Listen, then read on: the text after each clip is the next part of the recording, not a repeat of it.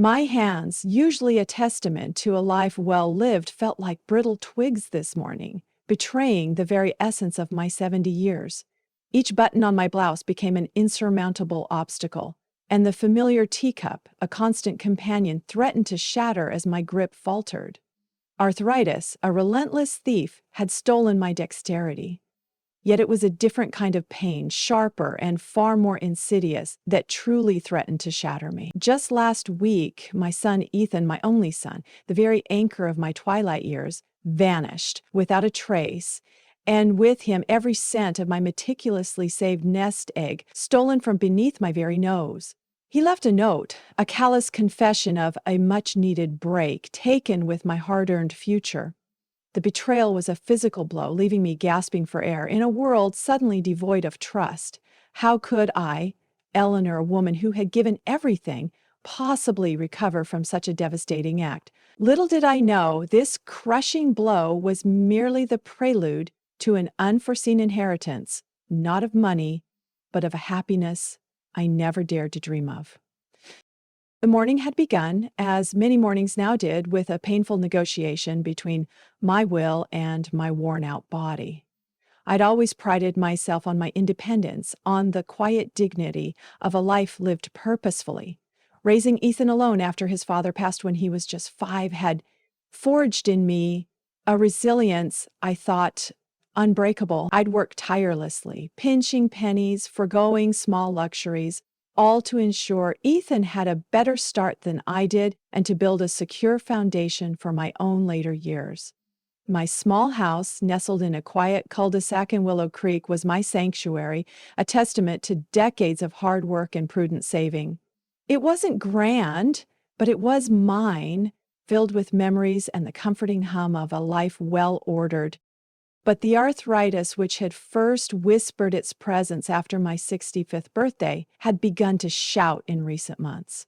The morning stiffness was a cruel joke, refusing to yield until past noon. Simple tasks, opening a jar, turning a doorknob, even just tying my shoelaces, had become Herculean struggles. Yesterday, a sudden downpour had swept through Willow Creek, leaving a lingering dampness that clung to everything, seeping into my joints and escalating the dull ache into a throbbing torment. It felt as if my bones themselves were weeping. At precisely 10:00 IEM, bundled in an old woolen coat despite the growing humidity, I embarked on the slow, deliberate journey to the bus stop. My monthly pilgrimage to Dr. Elma Radley awaited. The city hospital, with its sterile scent of antiseptic and the rustle of worn magazines, was a familiar, unwelcome destination. Dr. Radley, a kind but perpetually harried woman with short gray hair, would greet me with a sympathetic nod, examine my gnarled hands, and then, invariably, prescribe stronger painkillers. They offered only temporary reprieve, a fleeting truce in a war my body was steadily losing. Today, however, the gnawing physical pain was dwarfed by a different kind of ache, a growing sense of unease that had settled in my stomach like a cold stone. Ethan, my only son, had been distant for months. He worked in a different city a few hours' drive away, and our calls had become shorter, less frequent. He always had an excuse, a demanding job, a busy social life, traffic. I understood, or tried to. He was 45, a man in his prime with his own life to lead, but a mother's intuition is a stubborn thing. There was a shift in his tone, a hurriedness that suggested evasion. A vague anxiety had been simmering beneath the surface of my days, a premonition I couldn't quite articulate. The bus ride was a blur of discomfort and mounting dread. My mind kept circling back to Ethan, to the uncomfortable conversations, the times he'd hinted at needing a little help with something or another, always dismissed by me as fleeting financial bumps. I had always been there for him, a constant, unwavering support. He was my blood, my legacy. Upon returning home that day, the premonition solidified into a chilling reality. The front door was slightly ajar. My heart leaped into my throat. Had I forgotten to lock it? A tremor of fear snaked through me as I pushed it open further. The air inside felt wrong, too quiet, a sense of emptiness. My eyes immediately fell upon the small, antique writing desk in the living room where I kept my important documents. My passbooks? They were gone. Panic, cold and sharp, seized me. I rushed to my bedroom, my unsteady legs barely supporting me. The hidden compartment in my dresser where I kept my emergency cash and a small, worn ledger detailing every deposit and withdrawal from my savings account. Empty. My breath hitched. This couldn't be happening. Then I saw it. A crumpled piece of paper, hastily scrawled on my bedside table. Ethan's handwriting. My vision blurred as I picked it up, my hands trembling violently. "Mom," it read, "I needed a break, a real one. Mexico. Don't worry, I'll pay you back. Soon. This was just necessary. Love you." The words swam before my eyes, each one a fresh stab. Mexico. A break. Necessary, with my money. The money I had painstakingly saved over decades. The money meant for my care, for emergencies, for the peace of mind that was supposed to accompany old age. It was all gone. Every single dollar, every penny. He had drained my accounts. The betrayal was an earthquake shaking the very foundations of my existence. It wasn't just the financial ruin. It was the utter, soul-crushing realization that my own son, the boy I had sacrificed everything for, had treated me with such callous disregard. He hadn't just stolen money. He had stolen my security, my trust, and a piece of my soul. I tried to call him once, twice, a dozen times. No answer. His voicemail, cool and impersonal, simply stating he was unavailable. I left frantic messages, then angry ones, then desperate pleading ones. Each unanswered call was a fresh wound, a reminder of the chasm that had suddenly opened between us. The silence from his end was deafening, a stark testament to his complete lack of remorse or accountability. Days bled into a blur of disbelief and a gnawing emptiness. My appetite vanished. Sleep became a fleeting, torturous escape, plagued by nightmares of a younger Ethan, laughing, oblivious, while my life savings dwindled to nothing. The arthritis, once my biggest concern, now seemed a trivial discomfort compared to the gaping wound in my heart. I was adrift, cut loose from the anchor I thought I had in Ethan. The weight of his betrayal pressed down on me, suffocating me with despair and a simmering resentment that threatened to consume me whole. I was 70 years old, alone, in pain, and utterly, profoundly ruined. The bitterness was a vile taste in my mouth, tainting every thought. This wasn't how my golden years were supposed to unfold. This wasn't the legacy I had built. This was a nightmare, and I was wide awake in its cold, cruel grip. The bitterness was a vile taste in my mouth, tainting every thought. This wasn't how my golden years were supposed to unfold. This wasn't the legacy I had built. This was a nightmare, and I was wide awake in its cold, cruel grip. Days blurred into a shapeless void, each one a carbon copy of the last, waking up to the crushing realization. The empty pantry, the silence that screamed of absence and betrayal. I tried to make sense of it, to understand how a son could do this to his mother. Had I failed him? Had I been too strict, too lenient, too naive? The question spun endlessly in my mind, a cruel carousel of self-doubt. Food held no appeal, and sleep, when it came, offered no true rest, only fleeting, anxiety-ridden dreams. My little house, once a haven, now felt like a prison, its walls echoing with the void left by Ethan and my vanished security. One particularly desolate afternoon, as a gloomy rain splattered against the window panes, I found myself staring at the old family photo album. It was a thick, leather-bound volume, bursting with snapshots from a life that felt impossibly distant now. There was Ethan as a baby, chubby-cheeked and innocent, then as a rambunctious toddler, a mischievous schoolboy, a gangly teenager. I remembered every scraped knee, every triumphant report card, every tear I'd dried, every dream I'd nurtured. How could that innocent face have grown into the man who would inflict such cruelty? A wave of profound grief washed over me, deeper than any physical pain. It wasn't just the loss of money. It was the loss of a son, a future I had so carefully imagined, a connection I had believed unbreakable.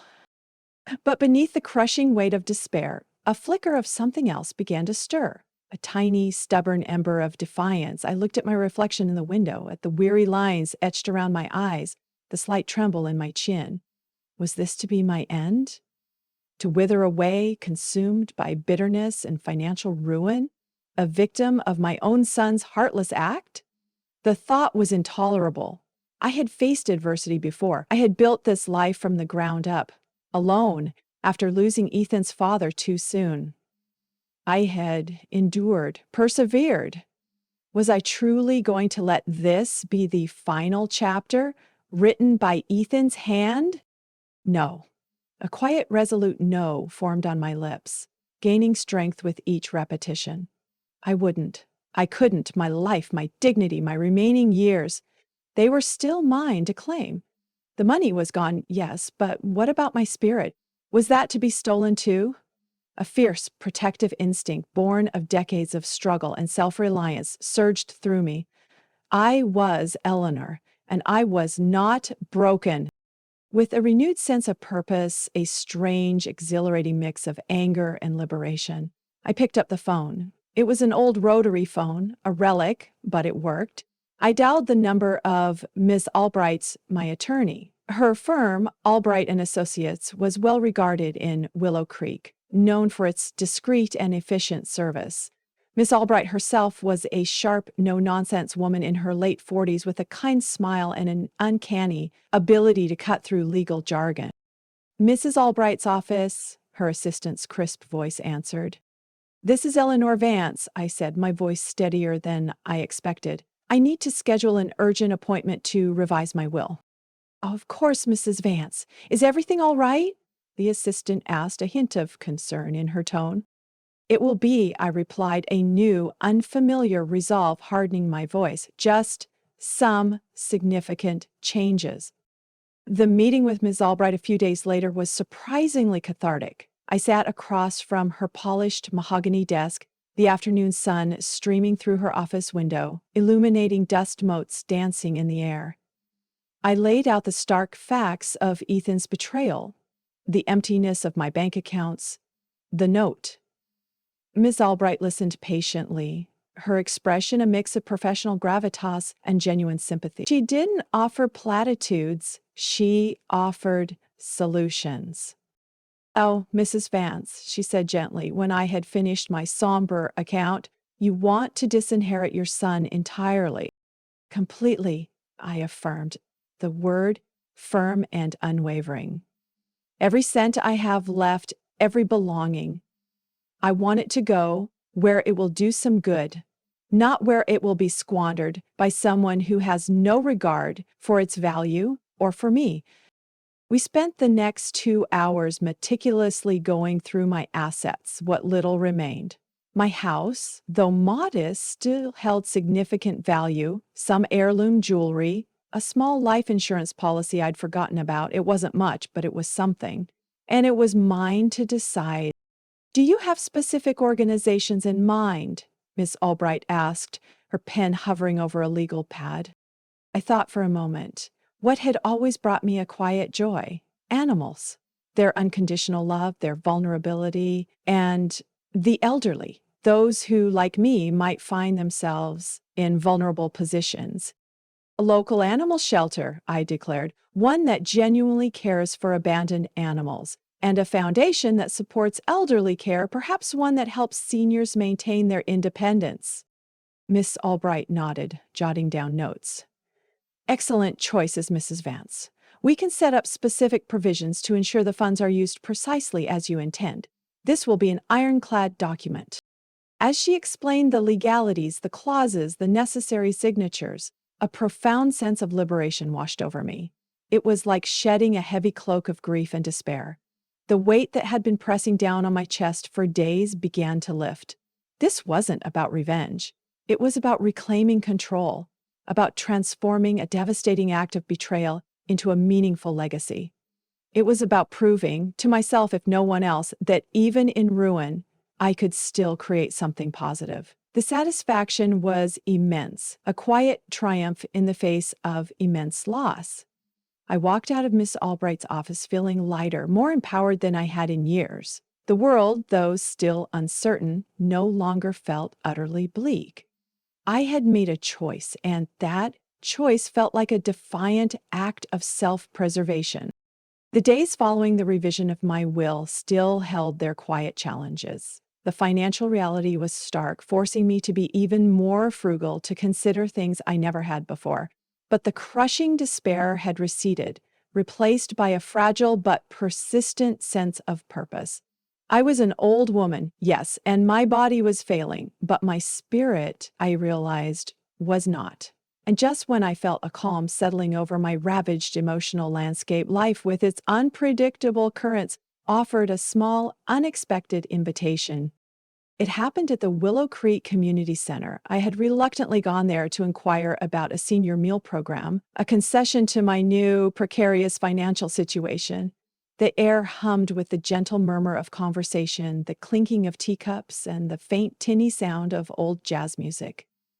As I waited in line, a woman with bright, inquisitive eyes and a cascade of silver hair tied back with a colorful scarf turned to me. She was in her late 50s, brimming with an infectious energy. "Rough day, honey?" she asked, her voice warm and genuine, instantly disarming my guarded demeanor. She gestured subtly at my slightly hunched shoulders. "You could say that," I admitted, a tiny, unexpected smile touching my lips. It was the first honest smile I'd managed in weeks. "I'm Clara," she offered, extending a hand that was surprisingly strong and warm. "I volunteer here a few days a week, and you are—" Eleanor Vance." "Well, Eleanor Vance," Clara said, her eyes twinkling. "You look like you could use a good laugh, or at least a decent cup of coffee. Come on, let me introduce you to my gang."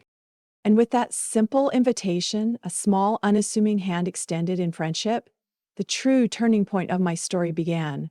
The dark, desolate chapter was finally, irrevocably drawing to a close. And with that simple invitation, a small, unassuming hand extended in friendship, the true turning point of my story began. The dark, desolate chapter was finally, irrevocably drawing to a close. Clara, with her bright, inquisitive eyes and a cascade of silver hair, led me through the bustling community center. The air, initially filled with the low hum of anonymous chatter, suddenly vibrated with a warmth I hadn't felt in weeks. She introduced me to her gang, as she called them, a small, tight-knit circle of friends gathered around a large round table, nursing coffee mugs and engaged in lively conversation. First was George, a retired carpenter whose hands, though calloused, looked strong and capable. He possessed a booming laugh that seemed to fill the entire room and a twinkle in his eye that suggested a lifetime of good humor. He offered me a firm handshake and a welcoming smile. Then there was Martha, a gentle soul with soft, wise eyes and an aura of calm that was instantly comforting. She wore a hand-knitted shawl, its colors muted but warm, and she offered me a plate of homemade cookies that smelled heavenly. "Apple cinnamon," she whispered, as if sharing a secret. And finally, Lily, Clara's granddaughter, a bright-eyed girl of about 10, perched on George's lap, engrossed in a drawing book. Her friend, Tom, a boy of similar age with a mop of unruly brown hair, was excitedly explaining something about a video game to Martha. They didn't see me as a burden, as someone to be pitied, or as a broken old woman. They saw me as Eleanor, a person, a potential friend.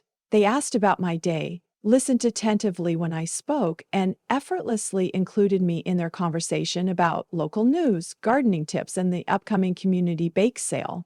Clara, sensing my initial hesitation, subtly steered the conversation to topics that might interest me, always with a reassuring glance. For the first time in what felt like an eternity, I felt seen, heard, and genuinely welcomed. As the days turned into weeks, this nascent connection blossomed into something truly extraordinary. Clara, a whirlwind of boundless energy, seemed to make it her personal mission to integrate me into their circle. She'd call me every morning, not just to check in, but to offer a ride to the community center, or to share a new recipe she'd tried, or simply to chat about the latest neighborhood gossip. She'd often drop by my house, unannounced but always welcome, with a Tupperware container brimming with a delicious home-cooked meal, a savory stew, a hearty casserole, or a perfectly roasted chicken. "You need to eat, Eleanor," she'd say, her voice firm but kind, "and sometimes it's just easier when someone else does the cooking." These meals, prepared with care and brought with genuine affection, tasted infinitely better than anything I could have conjured myself. They weren't just sustenance, they were small acts of love. George, despite his booming laugh, had a quiet way of showing he cared. He noticed the perpetually creaky porch swing that I'd been meaning to fix for years, a task made impossible by my arthritis. One sunny afternoon, he arrived with his toolbox, whistling a cheerful tune. "Mind if I take a look at that swing, Eleanor?" he asked without preamble. Within an hour, the swing was silent, gliding smoothly, a tangible symbol of a burden lift. Another time, he fixed a leaky faucet, and then, without being asked, spent an afternoon securing a loose handrail on my front steps, making my entry and exit safer. He never asked for anything in return, just a cup of coffee and a cheerful conversation. Martha, with her calm demeanor and gentle hands, often brought me her famous apple pies. They were legendary among their group, and each bite was a taste of pure comfort. But her greatest gift was her presence. She would simply sit with me in my living room, sometimes for hours, listening more than she spoke.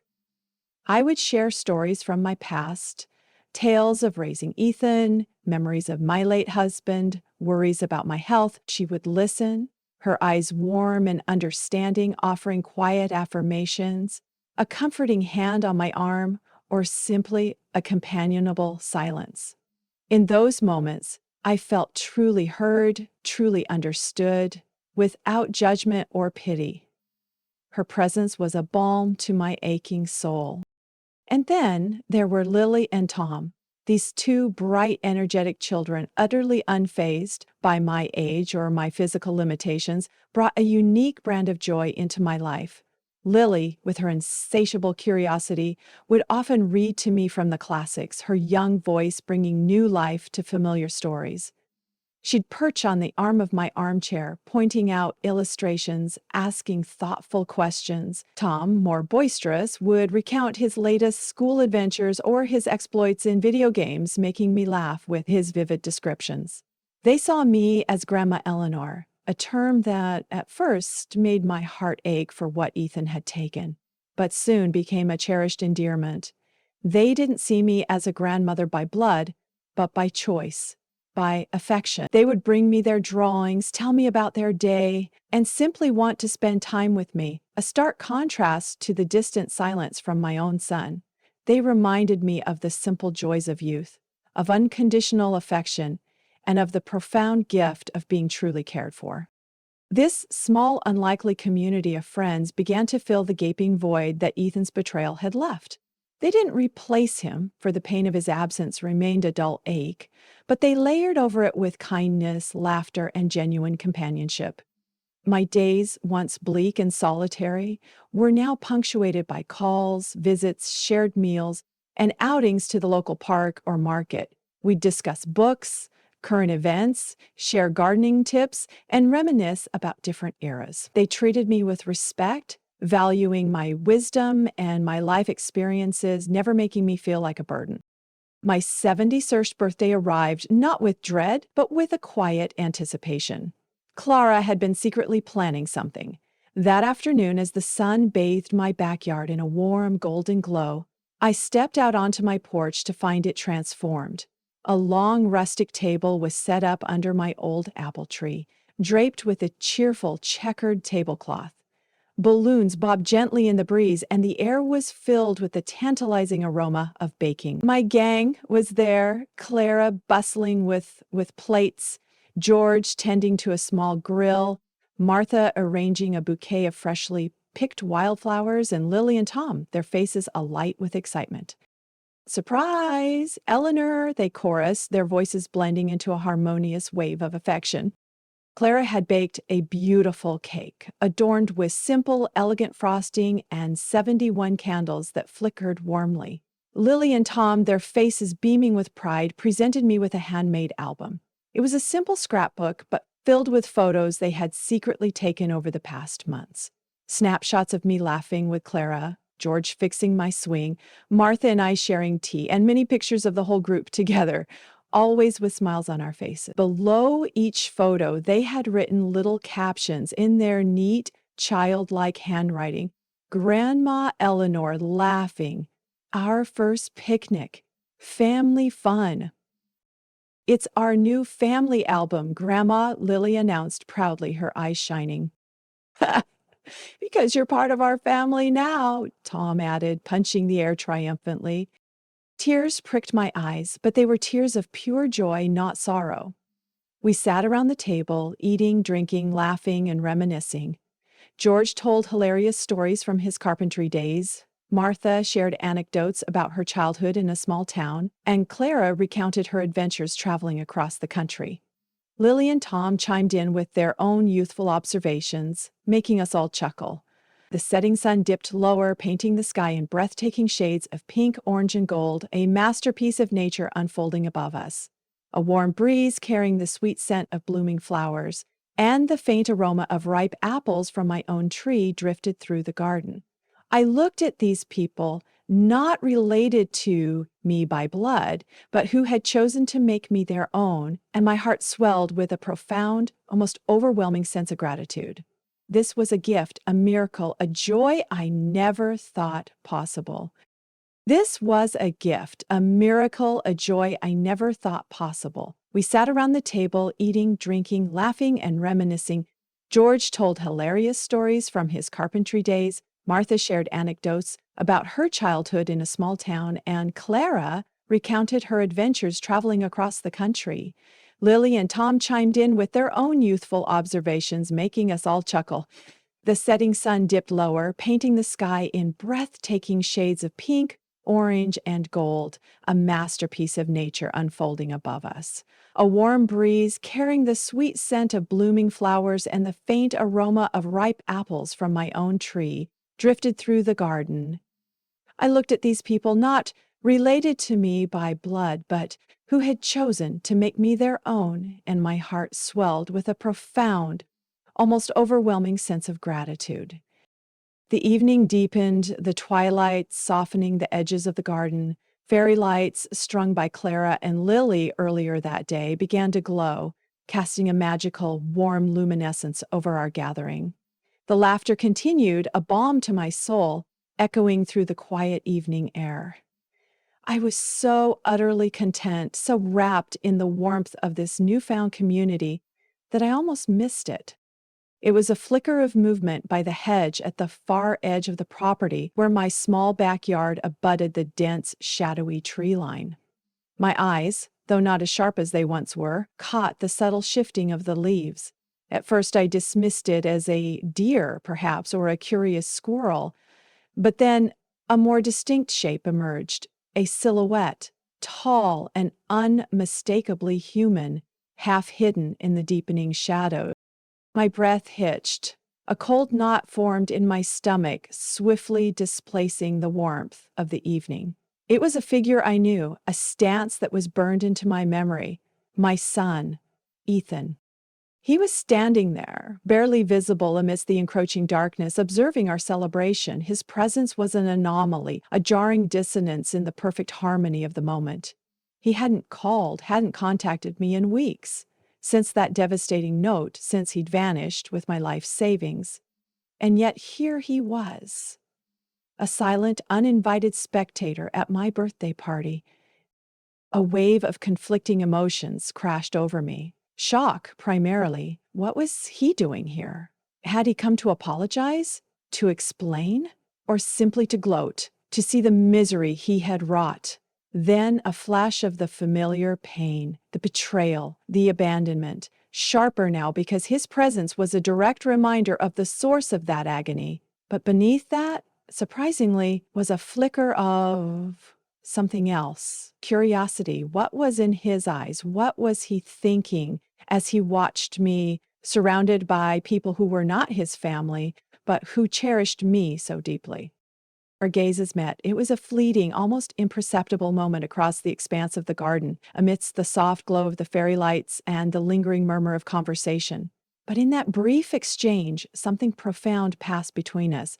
His eyes, usually so guarded, so quick to deflect, held an expression I hadn't seen in a very long time. There was no defiance, no arrogance, no attempt at evasion. Instead, there was a raw, undeniable recognition. It wasn't a look of remorse, not exactly. It was deeper, more fundamental. It was understanding. Understanding that he had lost something far more valuable than money or property. He had squandered an inheritance of a different kind. The right to be a part of this moment, this genuine happiness, this thriving new family. He had forfeited his place at this table. The warmth of this community, the unconditional love that was now blossoming in my life. He saw it all laid out before him, the joy, the connection, the effortless camaraderie. He saw what his actions had cost him. He saw what he had given up. For a long, drawn-out second, he stood there, motionless, a phantom presence on the edge of my newly found paradise. The music from a small portable speaker, a gentle jazz tune, seemed to underscore the dramatic silence of our shared gaze. The laughter from the table, a moment before so carefree, now seemed to hang in the air, a stark contrast to the heavy weight of his uninvited presence. Then, slowly, almost imperceptibly, he moved. His head dipped, a small, almost imperceptible nod. It was a silent acknowledgement, not of me specifically, but of the scene, of the truth he had just witnessed. A quiet acceptance of his defeat, of the reality he had created for himself.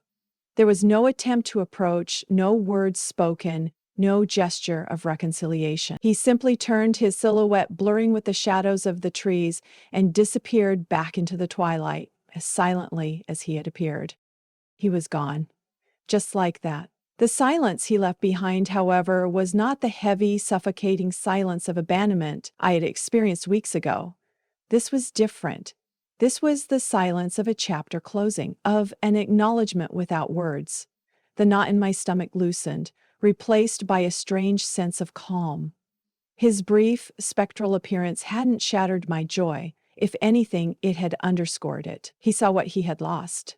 And I, in that moment, understood what I had truly gained. The others, engrossed in their conversations and laughter, hadn't noticed his presence, or if they had, they chose not to acknowledge it, perhaps sensing a private moment or simply dismissing a figure in the distance. The mood at the table remained light, the laughter unbroken. "Here's to you, Eleanor." Clara's voice rang out, clear and warm, cutting through the lingering echo of Ethan's departure. She raised her glass, filled with sparkling cider. "To your health, your wisdom, and your incredible strength." "To Grandma," Lily and Tom chimed in, their young voices full of affection, clinking their small plastic cups together. Their innocence, their pure joy, was a powerful antidote to any lingering shadow Ethan had cast. "To our family," Martha added, her gentle eyes radiating warmth as she embraced the children, pulling them into a loving group hug. George raised his own glass, a knowing smile on his face, a silent tribute to the resilience he had witnessed. I looked at these people, my new family, not related to me by blood, but who had become my real family through shared kindness, unwavering support, and genuine affection. The pain of my son's betrayal, though a deep scar, had been a catalyst. It had been agonizing, yes, a wound that festered for weeks, but it had ultimately opened my eyes to true values and traveled around to meet people like Keenan, who were traveling with me. It had forced me to reevaluate what truly mattered: honesty, loyalty, mutual support, and the profound transformative power of unconditional love from those who choose to give it. Ethan's brief appearance was merely a footnote to the much larger, more beautiful story unfolding around me. He had taken my money, but in doing so, he had inadvertently led me to something far more precious. He had taken my money, but in doing so, he had, inadvertently, led me to something far more precious. The laughter, the warmth, the gentle hum of conversation resumed around the table, unbroken by Ethan's fleeting, shadowy appearance. The fairy lights twinkled, the scent of Martha's apple pie mingled with the sweet fragrance of the blooming garden, and the last vestiges of sunset painted the sky in hues of deep violet and fiery orange. I looked at these people, my new family, my heart swelling with a profound, almost overwhelming sense of gratitude. The evening lingered, a perfect tableau of warmth and belonging. We shared stories, some old, some new, punctuated by bursts of genuine laughter. Lily and Tom, finally succumbing to the late hour, curled up sleepily against Clara and Martha, their innocent presence a comforting weight in the fabric of our gathering. George, ever the practical one, began tidying up the picnic remnants, but even his movements were imbued with a gentle contentment. As the last guests began to depart, their goodbyes filled with promises of future gatherings, a serene quiet settled over me. Clara lingered, gently helping me gather the few remaining dishes. "You know, Eleanor," she said, her voice soft, "you've been through so much, but look at you now. You're shining." I smiled, a genuine, heartfelt smile that reached my eyes. "It's because of all of you, Clara," I admitted, my voice thick with emotion. "You opened your hearts and you filled a void I thought would be with me forever." "That's what family does," she replied, her eyes twinkling, "blood or not. Sometimes the family you choose is the strongest bond of all."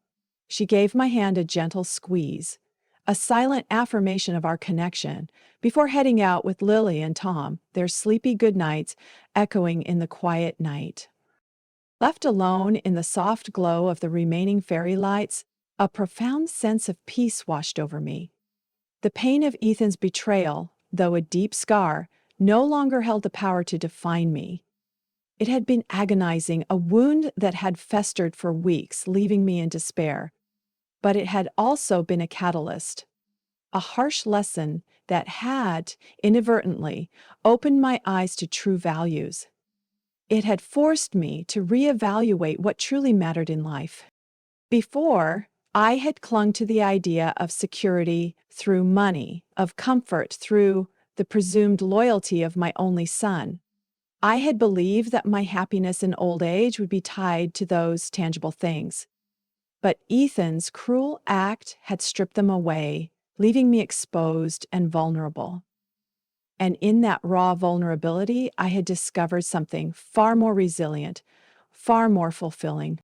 I had learned that true wealth isn't measured in bank accounts or property deeds. It's measured in the richness of genuine human connection. It's found in the warmth of a shared meal, the comfort of a listening ear, the laughter of newfound friends, and the innocent affection of children who see beyond age and circumstance.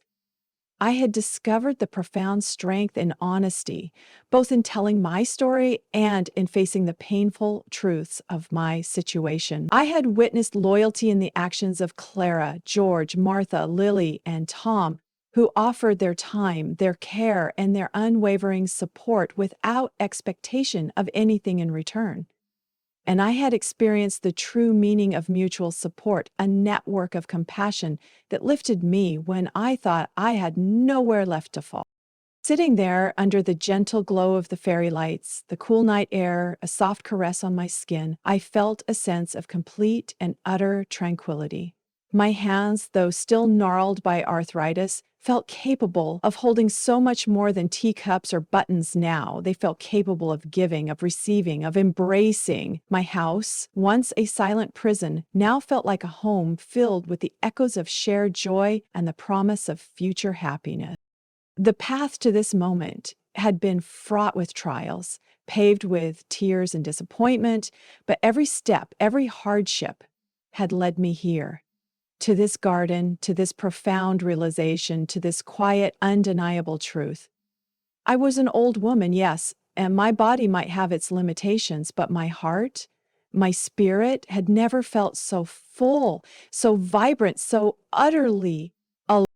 Looking up at the vast expanse of the night sky, dotted with countless stars, I felt a deep sense of gratitude for the universe's unpredictable path.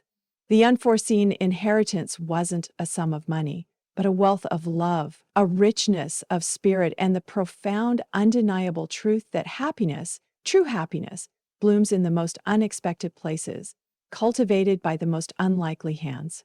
Despite all the trials I had endured, all the losses I had faced, I was happy, truly, deeply happy. And that, I realized, was the greatest legacy of all.